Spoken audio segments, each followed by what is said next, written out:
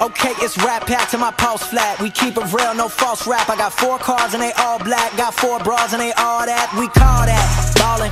Doing this is my calling.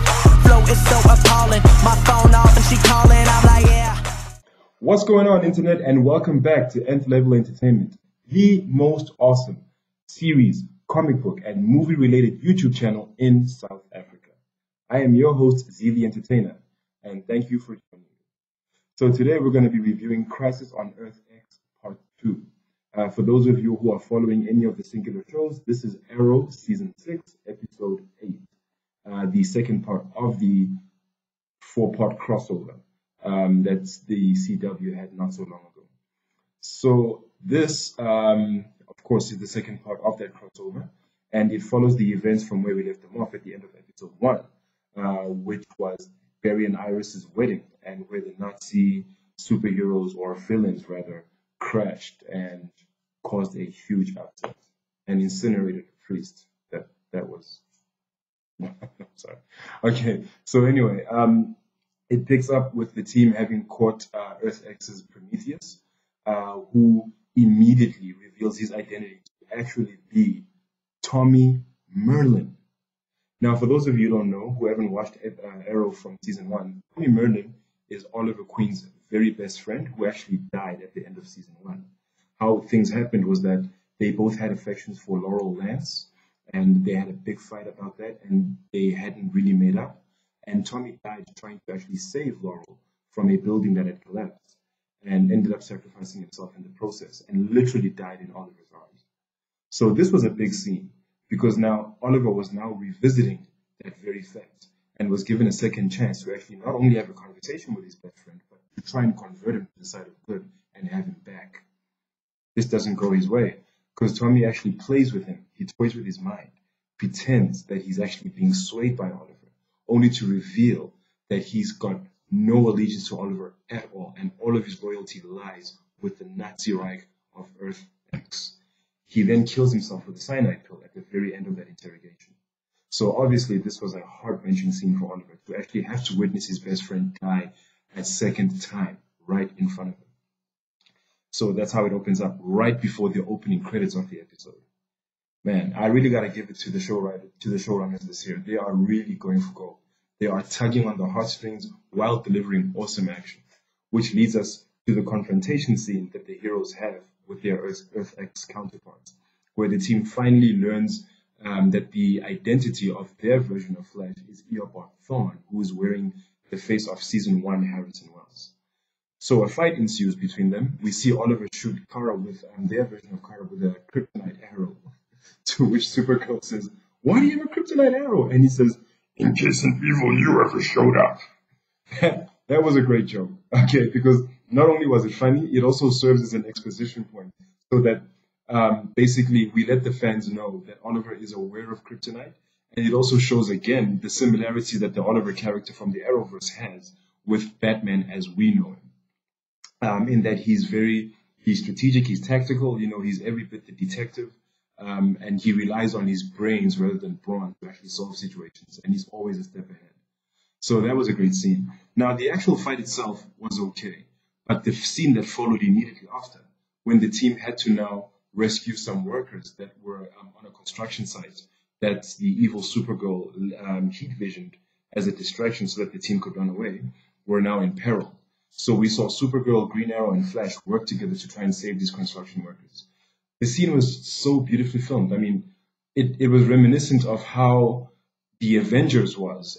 The first Avengers came out. How Joss Whedon actually directed the action between the Avengers themselves in those scenes when they were fighting the Chitauri.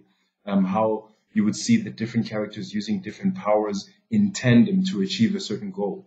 I mean, the one that sticks out to me was when you see on the ground where Captain America and is fighting some Chitauri on the ground, and then Iron Man flies past and fires a unibeam blast at Captain America's shield that reflects off and shoots, I think, a number of those Chitauri, and then Iron Man flies off and Captain America continues fighting.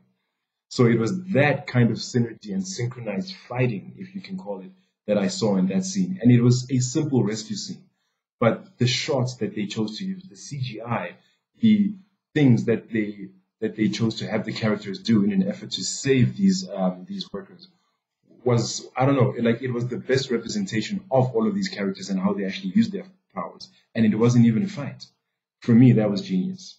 I don't know, hats off, applause, everything to the Arrowverse showrunners. That was beautiful. That's the one thing that I think I'm taking away most from this crossover, especially this year, is that they really playing up the budget, playing up the action. The CGI is looking so much better. They're really giving the fan service that comic book fans really crave from this type of media.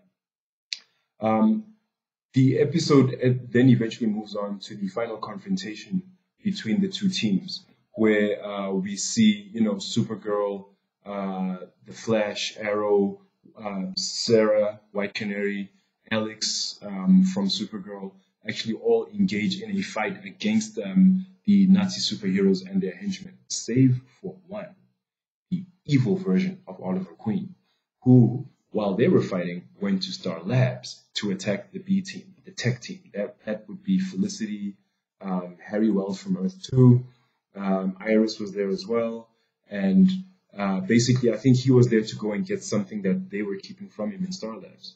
So basically the main fight was a distraction for him to go and do that. But he is confronted by Team Arrow. And this was basically a visual Easter egg to let us know that we are now in an Arrow episode. And the very fact that they actually needed to do that impresses me a lot, because it means that this year's crossover, the episodes are so cohesive that it's not separated singular stories. They're all together, I mean, even the emotional growth between all of the characters from different shows was so real and believable. And it was then offering for a nice character development between all of them, from the first episode right to the very last one. I mean, we see that Oliver is still dealing with the emotional issues of him proposing to Felicity in the previous episode and her turning him down so harshly in front of everyone. He has a conversation with Barry and Iris about it in this episode before they go off and fight. So the character development is really strong in this episode, and it's also very real and believable. And I mean, fantastic acting from the cast as well. We also see Professor Stein and Jax dealing with the fact that they're going to be separating soon. The argument that they started in the first episode continues to this one as well. We still see Alex and Sarah dealing with the awkwardness that followed their one-night stand. Alex is still dealing with the issues of having broken up with Maggie so recently, and whether what she did was right, and whether she actually wants Maggie back, doubting the decisions why she broke up with Maggie in the first place. There was such an awesome mix of character-driven story as well as awesome comic book ridiculous action. The visuals were great, as I've said before. So the actual episode ends with our main universe team being captured and defeated in the final fight, and they wake up in a concentration camp on Earth X. The very first time we see our main heroes visit that alternate universe. And that's the cliffhanger that it ends on. And that's where I'm going to end our review on. So just to give it a rating, to be quite honest with you, I'm going to give this episode 5 particle accelerators out of 5. I was blown away. I don't know what else to say. I mean, they just catered for every facet of what it is to be a geek watching these shows. Greg Guggenheim, I salute you, sir. And I hope you're going to keep bringing us this level of awesomeness going forward, especially with the Black Lightning show. I'm not sure if the showrunners are the same for that one, but I understand that it's kind of going to be set in the Arrowverse, although not as connected in its first season. So anyway, that's going to be it for me. Please stay tuned and look out for the episode 3 review that I'll most likely be dropping tomorrow. And at the end of this video, you'll find a link to the first episode review that I've done.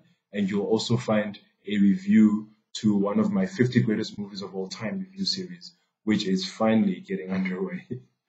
So with all that said, guys, as usual, let me know in the comments what you thought of this year's crossover, and let me know what suggestions you may have as to what content you'd like me to review in future episodes.